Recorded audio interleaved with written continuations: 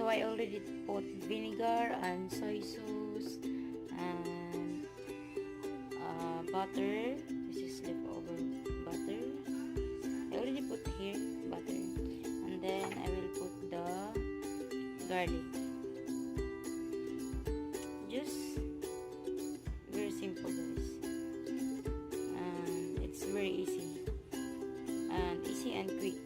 You can cook only just for 10 minutes because you fry this one and then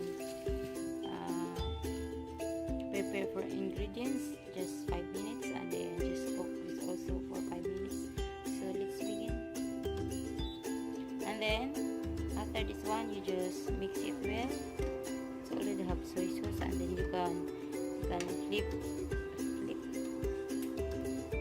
Baliktarin mo pagkatapos ng mga 2 minutes, 2 to 3 minutes. You can flip like that. So that's all.